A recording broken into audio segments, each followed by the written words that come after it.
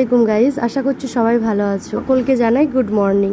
এখন বাজছিল ঘড়ির কাঁটাতে ওই 9টা মতো। জল খাবারের জন্য মা আমাদের জন্য নাস্তা বানাচ্ছিল, আর মাম্মাম ওখান থেকে একটু ময়দার লেচি কেটে নিয়ে এসছে। তো মাম্মাম সেটা আমাকে হাতে এনে দিয়ে বলে যে মাম্মাম আমাকে সার্কেল করে দিন, আমিও দোদনের মতো লুচি বানাবো। যদিও মা কিন্তু আমাদের জন্য আজকে বানাচ্ছে গরম গরম নরম নরম পরোটা।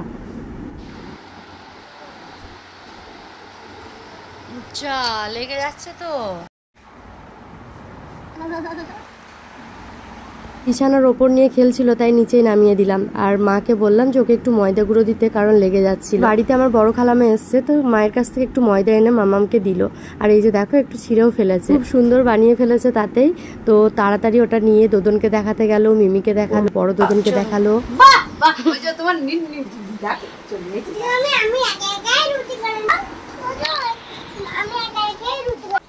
ঠিক আছে, আজকের জল খাবার জমে গেছে। পরোটা, তার উপর আবার ঘিয়ে শেখা। তো দেখেই জিভে জল চলে আসছিল, ওয়েট করছিলাম কখন খেতে দেবে। পর গেলাম ভাইয়ের রুমে, ভাইয়ের মাছগুলোর কাছে। ভাই তো স্কুলে গেছে। তিনজনকেই এক কাছে দেখে ভাবলাম হয়তো খিদের ব্যাপারেই আলোচনা করছে। আমরা এখন পরোটা খাবো, তো ওদেরকেও একটু খাবার দিই। খাবারটা নিয়ে দিলাম ঠিকই, বাট একটুও খাইনি জানো। একটা দুটো করে নিচ্ছিল আর যে যার মতো ঘুরে বেড়াচ্ছিল। এই তিনটের মধ্যে একটা পুরাতন, মানে যখন অ্যাকোরিয়ামটা নিয়ে এসেছিল তখনই একটা এনেছিল, তো তার নাম রেখেছে আমার ভাই যে নিতু। আর নতুন দুটোর পাপা আগের দিন ওকে বার্থডেতে গিফট করেছে, সেই দুটোর নাম এখনো রাখেনি। কি খাচ্ছেন? এক্ষুনি যে ভাত খেলেন না, এই জন্যই। এখন যা ওয়েদার তোমরা সকলেই জানো, কখন বৃষ্টি হচ্ছে কখন রোদ দেখা দিচ্ছে কিছুই বোঝা যাচ্ছে না। তাদের জামা কাপড় মেলা ছিল গাইজ মায়ের, সেই জন্য আনতে গেলাম। বৃষ্টি হওয়ার ঠিক আগের মুহূর্তটা এখন। কাপড় তোলা হলেই দেখি বৃষ্টি পড়তেও আরম্ভ করে দিয়েছে। বৃষ্টি হলেই প্রচন্ড পরিমাণ কাশি হচ্ছে, যার জন্য ঘুমও হচ্ছে না। তো সেই সাহসটুকু আমার আর হলো না বৃষ্টিতে ভেজার, তাও 2-1 ফোঁটা জল গায়ে মেখেছি। আর এই দিকটা এত সুন্দর লাগছিল কি বলবো। এই হালকা ফুলকো বৃষ্টির ফোঁটা গায়ে মাখতে যে কি আনন্দ লাগে, সে যারা ভিজতে ভালোবাসে তারাই এর মর্মটা বোঝে। এখন যে ছোট ছোট প্রাণগুলোকে দেখাবো, এগুলো ছাদে বেড়ে উঠেছে গাইজ, অযত্নেই। আমাদের এই বাবার বাড়ির ছাদে কমলা লেবু গাছ ছিল, সবেদা গাছ ছিল, জবা ফুলের গাছ ছিল। তার উপর এখন যে গাছগুলো দেখছো সেগুলো তো ছিলই, অযত্নে তারা সব শেষ হয়ে গেছে। আর এই নারকেল গাছটা আমার জ্ঞান হয়ে থেকে দেখা। মায়ের ডাকে নিচে নেমে এলাম, আর দেখলাম আমাদের গরম গরম নাস্তা রেডি একদম। আমাকে 3টে পরোটা দিয়েছে, যেটা আমার পক্ষে খাওয়া সম্ভব নয়। উপরেরটা মাম্মাম যতটা পারবে খাবে, বাকিটা মা নিয়ে নেবে, বাকি দুটো আমার। হ্যাঁ, এটা উপরেরটা মাম্মামের। ছিঁড়ে খান একটু। তো এখানে আমি আছি, বুনি টিউশন থেকে বাড়ি এলো, বড় খালামা, মা আর আমার ছোট কাকিমা, মাম্মাম। আমরা সবাই মিলে এখন নাস্তাটা সেরে নিই। নাস্তাটা ঠিক শেষ হব ঠিক সেই টাইমে ফ্লিপকার্ট থেকে ফোন আসে। 2 দিন আগে আমি একটা সেন্ট নিয়েছিলাম, মানে পারফিউম বেলাভিটার থেকে। তো সেই বেলাভিটার পারফিউমটা আমার ছোট কাকিমার, মানে নতুন কাকিমার খুব পছন্দ হয়, সেও সেম জিনিস অর্ডার করে, আর সেটাই আসে নিতে এসেছি। তাছাড়া পাপাও একটা নতুন অর্ডার করেছে, তো আমি ভাবলাম পাপার অর্ডারটা, বাট এটা গিয়ে খুলে দেখলাম যে না, এটা কাকিমারটা। তখন ছোট ছিল, তখন অতটা কিছু বুঝতো না, বাট এখন আমার হাতে পার্সেল দেখলে আমার থেকে আনন্দ ওর বেশি হয়, আর আনবক্স করার জন্য ও ছটফট করে। যাই হোক, একটু ভালো করে বললাম যে মামাম পাশে বসুন, আমি আনবক্স করছি, আপনি দেখুন।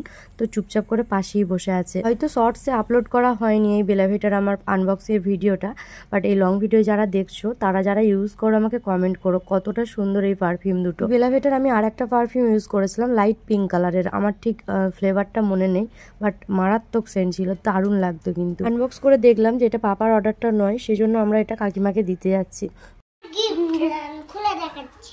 নতুন কাকিমা দেখছি নিচে রান্নার জন্য পেঁয়াজ কাটছে, আর আমাকে বলছে জুই আমি এটা ফার্স্ট টাইম লাইফে পেঁয়াজ কাটছি। আমি বললাম ঠিক আছে, ক্যামেরা বন্দি হয়ে থাকবে। আমাদের লাইফে এরকম হাজার হাজার জিনিস থাকবে যেগুলো শ্বশুর বাড়িতে এসেই ফার্স্ট টাইম করব, বা করতে হয় মেয়েদের। কি খাচ্ছেন মামা? কি খাচ্ছেন? লেবু খাচ্ছি। Orange juice. অরেঞ্জ জুসটাকে বানিয়ে দিল মামা। খালামা আমার মামামের জন্য ফল এনেছে, তো সেখান থেকে মা দুটো মুসম্বি নিয়ে এখানে মামামকে জুস করে দিল। মামামের শরীরটাও আবার দেখছি বেশ খারাপ করছে, মানে আমার সাথে রাত্রেবেলায় দেখছি ও কাশছে সমান তালে। মামামকে স্নান করিয়ে তারপর আমি স্নান করে এলাম। আজকে শ্যাম্পু করেছি গাইস। ওয়েদারে হেয়ার ফল তো হচ্ছেই, তার সাথে আবার ভেজা চুল আছে, মানে চুল পড়ার বা ঝরার সম্ভাবনাটা একটু বেশি। বুনির কিনে আনা এই নতুন মেহেন্দিটা আমাকে 2 দিন ধরে আকর্ষণ করছে হাতে লাগানোর জন্য, বাট হয়ে উঠছে না। আজকে চুলটা শুকানোর টাইমে ভাবলাম যে বাইরে বিছানায় বসে একটু মেহেন্দি পরে নিই। বাইরে গিয়ে দেখি আর একটা মেহেন্দি, আমি ভাবলাম আছে, বাট ওটাই আর বেশি ছিল না। ওই মেহেন্দিটাকে আগের দিন বুনিকে পরিয়েছিলাম এক হাতে, আর বেশি নেই, সেজন্য নতুনটাই কাট করলাম। যে এই ডিজাইনটা আমি দেখে করব সেটা তোমাদেরকে দেখাতে গিয়ে ফোনটাই আমার হাত থেকে পড়ে যাচ্ছে। আলহামদুলিল্লাহ যে একটা বড় দুর্ঘটনার হাত থেকে বাঁচলাম, ডিসপ্লেটা গেলে একদম শেষ। আমার শর্টস দেখো বা আমার ভিডিও দেখো তারা জানবে যে হালকা ফুলকো মেহেন্দি পড়তে আমি পারি। খুব হাই ফাই ডিজাইন হয়তো মন থেকে আসে না, বাট যেটা তুমি দেখাবে সেটা আমি তোমার হাতে আর্ট করে দিতে পারবো। এই যে ডিজাইনটা দেখে করছি সেটা হুবহু করিনি, কিছুটা আমি আমার মতো করেছি। তা আমার খালামাই ডিজাইনটা দেখে বলছে আনারস ডিজাইন করেছি। মেহেন্দি পড়তে পড়তে দেখি মামামের খাওয়ার টাইম হয়ে গেছে। একদিক থেকে পাপা আমাকে বকছে, একদিক থেকে মা বকছে। তো আমি কোনো রকম হাতটা ধুয়ে নিলাম আর এখানে মামামকে খাওয়াতে চলে এলাম। ইস, এত সুন্দর ডিজাইনটা সঙ্গে সঙ্গে তুলে দিতে হলো, সেরকম কালারই হয়নি। তার উপর খাওয়াতে বসে খাবো না কত রকম কথা, এত বাহানা, খেতেই চাইছে না এই দুদিন। তো রকম সমস্যা ওকে নিয়ে। স্নান করতে গিয়ে গায়ে জল দেওয়া যাবে না, এটা একটা আজব সমস্যা। রাত্রিবেলায় তাড়াতাড়ি ঘুমাবে না, খাওয়াতে বসে খাবো না, মানে প্রত্যেকটা জিনিসে ওকে নিয়ে আমাকে এই জিনিসগুলো সাফার করতে হয়। তবে যে আমার মাম্মাম একটু বড় হবে, একটু বুদ্ধি হবে আর মাম্মামের কষ্ট বুঝে সব নিজে নিজে করবে, তা আল্লাহ মালিকই জানে।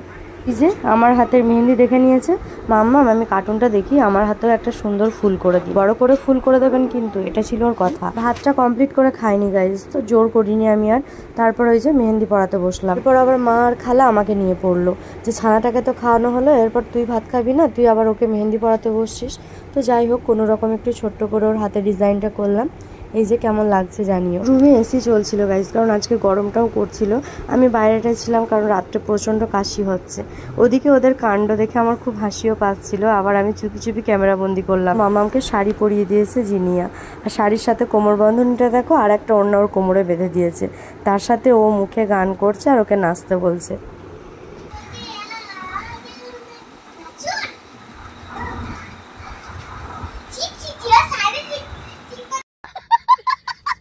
রাতে এমনি ঘুম হচ্ছে না, তার উপর যদি দুপুরে ঘুমাই তাহলে তো রাতে আর বলতেই হবে না, সারা রাত জেগে থাকতে হবে। সুন্দর করে মেহেন্দিটাই হাত ভরে পড়লাম আর ডিজাইনটা কমপ্লিট করলাম। কেমন লাগছে অবশ্যই জানিও। আর তো আমার খালামার কথাটা শুনে হাসিই পাচ্ছিল যে আনারস ডিজাইন করেছিস, দেখতে সত্যি আনারসের মতোই লাগছিল।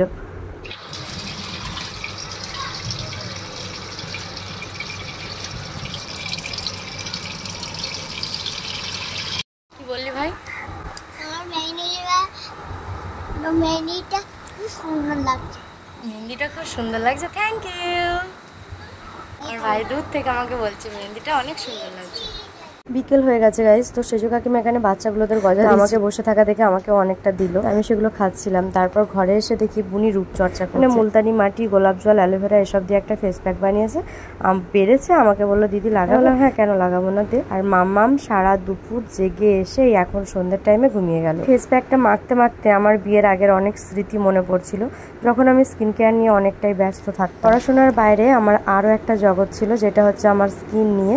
তো আমি প্রচন্ড পরিমাণে স্কিন চর্চা করেছি তখন। এটাও বললাম যে প্রায় 5 বছর হয়ে গেল, তারপর আমি এই মুলতানি মাটিটা মুখে লাগাচ্ছি। যেই ফেস প্যাকটা হাতে লেগে আছে সেটা বাইরে বেসিনে ধুতে এসে আমার বাইরের দিকে চোখটা গেল, প্রাণটা জুড়িয়ে গেল গাইজ। দৃশ্যটা তোমাদের সাথে শেয়ার করার জন্য আমি ফোনটা একটু জানালার বাইরে বের করলাম। শুধু তোমরা প্রকৃতির ভিউটা দেখো গাইজ, মানে এত সুন্দর, এত মনোরম, প্রাণ জুড়িয়ে যাওয়ার জন্য যথেষ্ট। তার উপর বৃষ্টিতে গাছগুলো প্রাণবন্ত হয়ে আছে। এলিয়ান ওইটা উঠে গেছে তো। এটা হচ্ছে আমার হিডেন ট্যালেন্ট, মেহেন্দি দেওয়াটা, ছবি আঁকা, মেহেন্দি দেওয়া।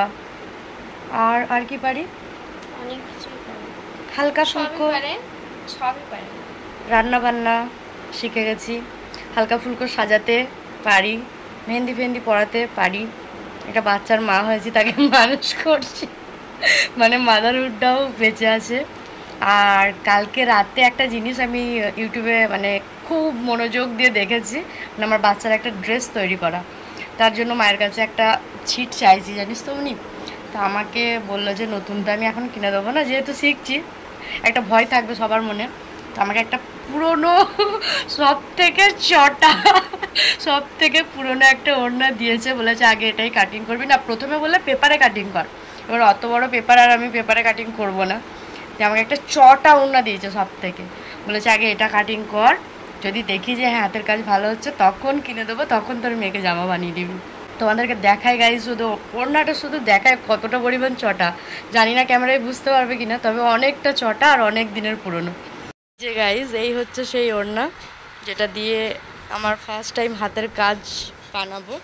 বানানোর পর ডেফিনেটলি শেয়ার করব যে কেমন হলো রেজাল্টটা, ঠিক আছে। যেহেতু সবসময় বৃষ্টি হচ্ছে, মানে সবসময় নয়, তবে কখন রোদ কখন বৃষ্টি বুঝতেই পারছো তো।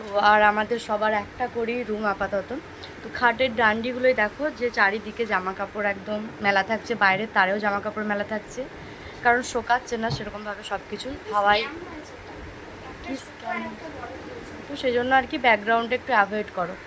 আর এখানে বুনি দেখাচ্ছে দুটো ওয়াল স্টিকার, বলে ওয়াল স্টিকার তো।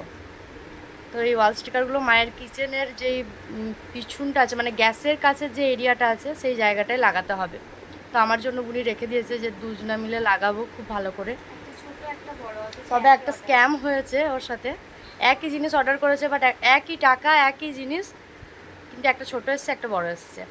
ওয়াল স্টিকার লাগানো আছে মায়ের কিচেনে, যেটা আমার পছন্দের ছিল, আর এই ওয়াল স্টিকারটা বুনি পছন্দ করেছে, তোমাদেরকে দেখালাম। ভিডিওটা এখানে শেষ করবো গাইজ, অনেকটা বড় হয়ে গেল। ভিডিওটা এতক্ষণ আমার সাথ দেওয়ার জন্য, এই ফালতু ব্লগটা দেখার জন্য অসংখ্য ধন্যবাদ। ভালো লাগলে ভিডিওটাতে একটা লাইক করো, কমেন্ট করতে পারো, আর যদি পারো তাহলে ফ্যামিলি ফ্রেন্ড সকলের সাথে শেয়ার করে দিও। টাটা, সবাই ভালো থেকো, সুস্থ থেকো।